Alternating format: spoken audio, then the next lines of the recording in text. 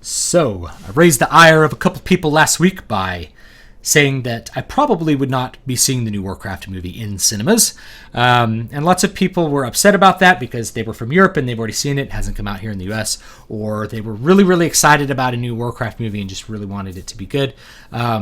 Which, to me, is not something that I super identify with. But it brought up, to me, made me think about this broader topic, which is about stories switching from one medium to another medium. So stories switching between different types of media, like from a book to a movie or from a video game to a movie.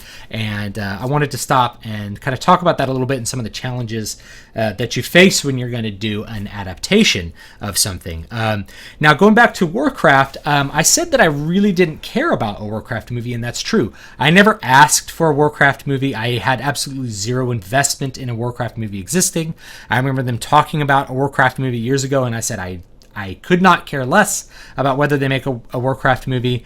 And part of that was that there's so many bad video game movies out there, like bad adaptations, that I'm like, I don't believe Hollywood will do a good job with this. But more than that, I've already experienced the story. And so for me, this actually applies to much more than Warcraft, to most things, where if I've experienced it in one medium, I don't really care about seeing it adapted into another medium. I like movies, but I like movies as movies. And I don't really need to see my favorite book turned into a movie. It's already my favorite book. Nothing will change the book. I enjoy it. I like the medium that it's in, obviously, and the medium that it's in supports the way that the story's working. I don't need to see it as a movie. I'm at the point now where I really don't care. Part of that's that I've seen a lot of bad adaptations over the years, but moreover, every time I see an adaptation of something I know, I already know everything about it. It's almost like it can't live up to the original. And that's sort of one of the dangers of it. But for me, I don't really care. Other people can be very excited. They're like, man, I've always wanted to see Warcraft as a movie. Well, that's, there you go. And then you could be excited about that. Me, I've never cared about seeing it as a movie because I already experienced it as a game and it was perfectly suited to my tastes as a game, and didn't care about it seeing it as a new medium. Same thing with like Lord of the Rings. Lord of the Rings was, and it certainly remains one of my favorite pieces of literature for lots of reasons, especially the prose that's in it. But when I saw that they were going to make a Lord of the Rings movie, I was kind of excited, but moreover, more than I was excited, I was afraid, because I knew that it would be difficult for Hollywood to do a good job with an adaptation. I knew even back then because I'd seen so many adaptations that weren't as good as the book. And I remember having this conversation with my friend Gary. He's like, of course the book is always better because there's more in a book. There's more to it. There's more detail. There's more ways to get inside someone's head versus a 2-hour movie that's a very limited format. So a couple of the problems with switching, like if we start with books to movies, that's a really common adaptation. Why are there so many books that are translated to movies? Well, you start with a good story in the book. So you already have a good template for a story that's going to work. So if you're a movie producer and you're like, I want to make a new movie, let's take this book that's popular and is like 50 Shades of Grey or whatever the popular book is, and then we'll translate it into a movie. And we already have a built-in fan base because we have these people who've already watched the story over here or already read the story over here, and they'll come see the movie because they want to see the movie adaptation. It's kind of like I hate to use the word cash grab, but it's they have financial incentives to take something from one media that's already been proven popular. Like the story has already gone through all the different cycles of the market to prove that people are willing to consume that story, and then you bring it over to a movie and you're going to get people who cross buy it, and then you're also going to be you have a little bit more of a hedge on your expensive bet in making a movie if you have a story that you already know that people are willing to buy into. So that's a big reason why I see the adaptation happening. Now, the problem with adapting a book to a movie is a book is a very, very different format from a movie. They both tell stories, but they tell them in radically different ways. A book can tell you something from a first-person perspective. A movie, you almost never see that. That would be like point of view, like you're seeing it from the person, like the main character is holding a camera and you're seeing it from his point of view. So you almost never see that. It's almost always a third person omniscient perspective. No internal dialogue can you hear, but in a book you can hear internal dialogue. Even in a third-person perspective, you can have like so-and-so thought this, which can give you clues to what's going on. You have to show everything from a third-person perspective with the movie. The visuals are very up to whoever's doing it to create convincing visuals. And then there's also the challenge. You have actors that have to play roles and express what that person may have been thinking in the book, and that may not always come across once you get it to the cinema. You may make like this character has a different feel than it felt in the book, and that brings me to the last danger of moving from a book to a movie, which is that people who really know the story well from the book could be highly critical of how the movie chooses to tell that same story.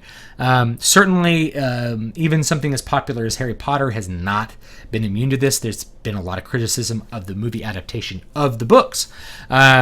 Something else that I think was very, very successful adaptation, Lord of the Rings, there was still a lot of criticism about how much was left out of the books. And then eventually you get to like the Hobbit trilogy, which is so divorced from the source material that it's not going to be possible to appease most of the people who were really invested in that source material. At that point, you've taken this built-in audience, but then you've displeased them, which is not good. So just talking about my perspective and my opinion on it, I actually liked the original Lord of the Rings trilogy. I thought it was very, very effective movie making. Lord of the Rings as a book is one of my favorite pieces of literature and remains so, mostly because of the prose, but also, I do enjoy the characters in the story.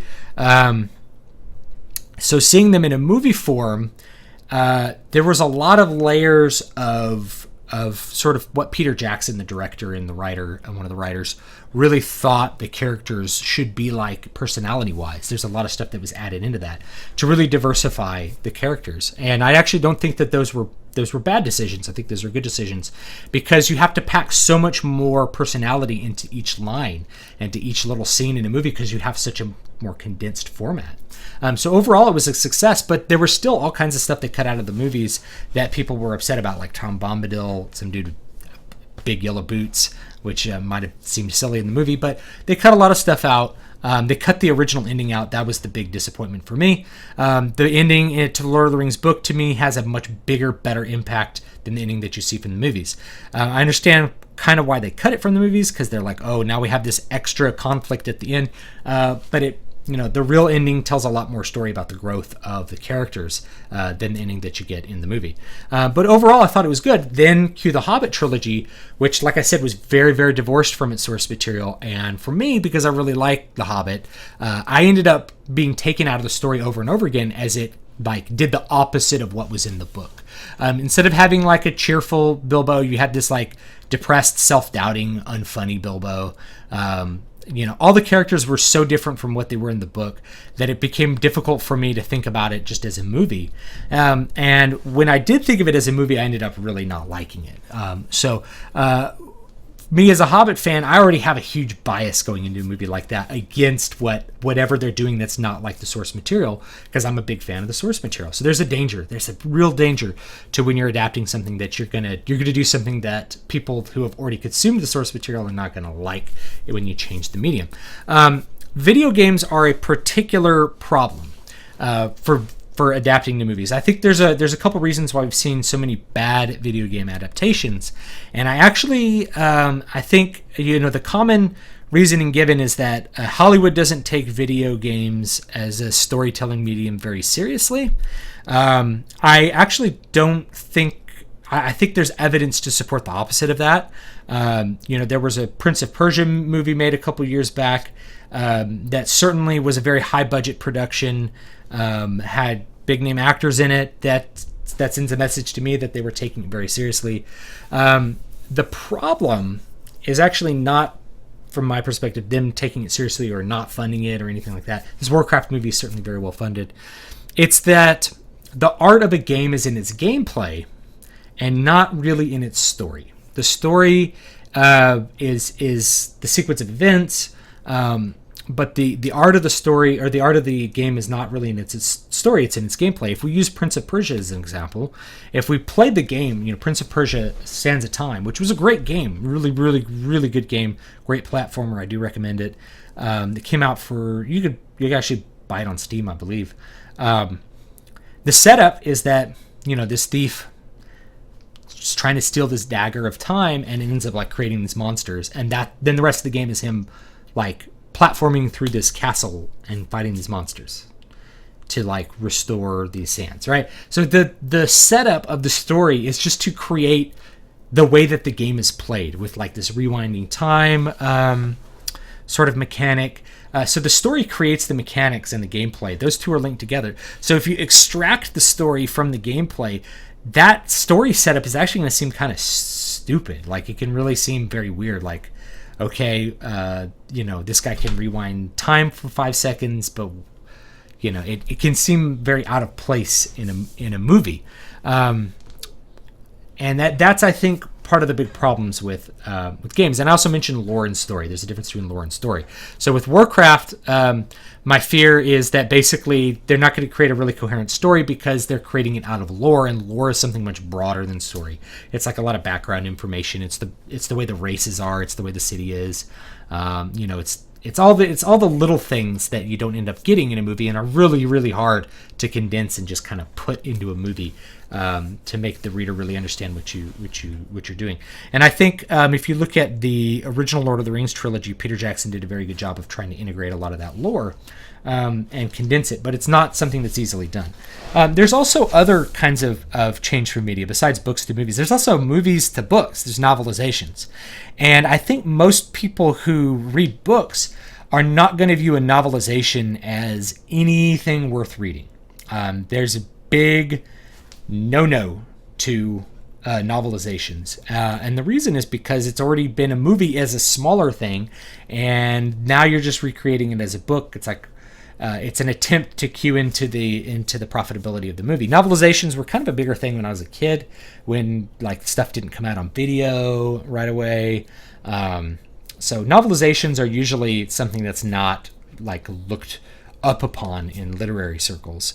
And I think you're taking something that a bunch of people created already, and then you're saying, well, we need to create a novelization of it. So you hand it to a writer who's basically got all the story there, and they're just like writing the words. So if you consider yourself a really self-invested artistic writer, writing a novelization is really just a job. It's not something where you're going to put a lot of your creative energies into. And that's why I think novelizations end up being quite bad at times. And other times just kind of not being necessary. Like, you can read this book that has the same information as a 2-hour movie. I'd rather read the 2-hour movie. It takes less time to see that story. There's also plays that get converted into movies. Like, we saw Les Miserables a couple years ago, and it didn't really work out. And the big reason that some of those don't work out, especially like musicals, is that Broadway musicals have a different format. They're longer than the movies. And movies have this, like, you got to get it into 90 minutes or 2 hours. There's like 2 or 3 different lengths that all the movies are because of the number of showings you're trying to get in one day. If it doesn't, you have to cut the story into something that fits in that slot, or it ends up not getting produced. Well, the art was already originally created for a different medium that had a bigger size to it. So it's the same problem with adapting a book to a movie. A book is more expansive. Going from a play to a movie can also be difficult. And all of that, like all of those experiences, make me, kind of hesitant about adaptations. There are great adaptations that happen. I don't want to say that there aren't. Forrest Gump was actually an adaptation and was very different from the book. And Lord of the Rings, the third one at least, won quite a few Academy Awards and was very well loved by even fans, it seemed like. And that was an adaptation. So not all adaptations are bad. I'm just saying, if I've already seen the story, I don't usually care that much about seeing it in a different format. Like, they're making a new Dark Tower movie, and a lot of people are upset because instead of Roland Deschain being a white guy with blue eyes, as he's described in the book, he's being played by Idris Elba, who's black. And normally I wouldn't care, because I'm like, the character doesn't necessarily have a specific racial identity in every story. But in that story, he actually did, because there was this black character who was very racist against him because he was white, and it created tension. There was racial identity in that series.